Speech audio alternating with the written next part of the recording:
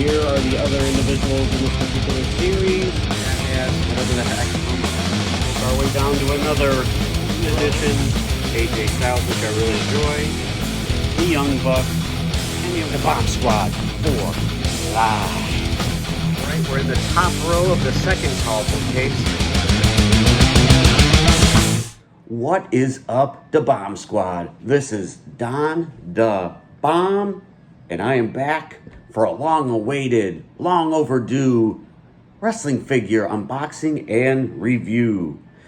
So a couple of days ago, I got a special package in from our friends over at Collect Major, another installment of the Big Rubber Guys. Now, to me, I think they're about a month or two behind on their shipping for their series, but I guess in the next one or two series that are coming out after this one, they're going to be like every month, so they'll be able to catch up to where they were before, where it's basically 6 months per shipment after the initial pre-order date. So this one was a little late, but that's okay because where am I going? Anyway, it's been about 3 weeks since I did an action figure review because I was in between moving. I still have to put my figures in my display, so that's going to take me all day today and probably many days afterwards. So anyway, we have Bad News Allen.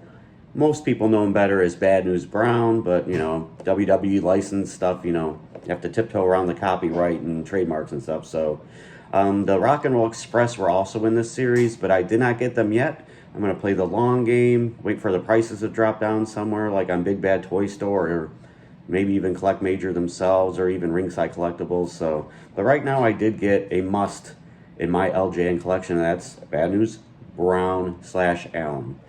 Tough guy from Harlem, New York.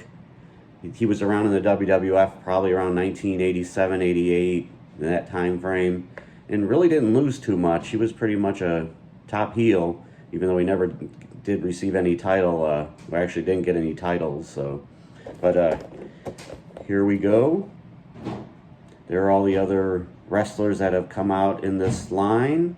Many more to come. Mattel, which is pretty cool, has thrown their hat into the LJN style game recently at the San Diego Comic-Con. They announced a couple of series, so my wallet's going to take a beating, unfortunately. My bank account, my credit cards.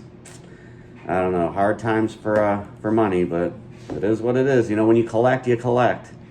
As my wife looks at me with a disgruntled look on her face as she stomps the garbage down with her foot. Anyway, moving on.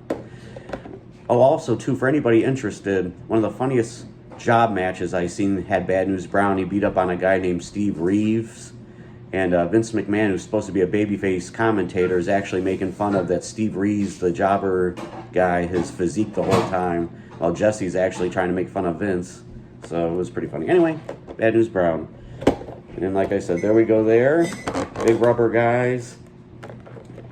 You know, LJNs were my very first wrestling figures that I collected as a child. And as we know with Big Rubber Guys, you can easily remove the carding. So if you want to keep them in the package, remove them and put them back. It can be easily done.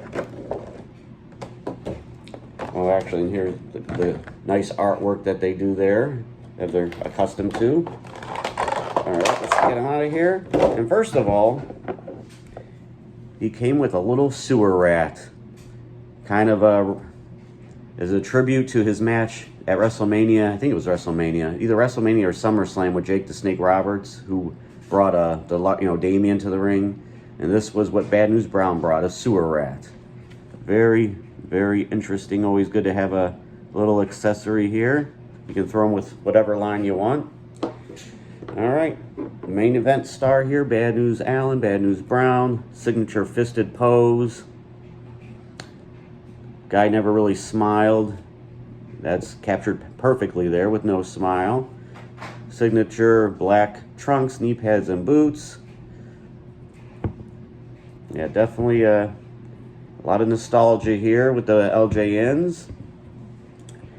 And he was actually slated to be in the next series of LJNs if Hasbro didn't take over the license. He was actually on the back-carded thing in the cross-sell with like the Bushwhackers, Brother Love, I believe the Barbarian and Smash, I think it was going to be in the next series, but that never happened because WWF went to Hasbro. So the rest is history, but I am glad that we have Big Rubber guys from the Major Podcast, and now Mattel doing it.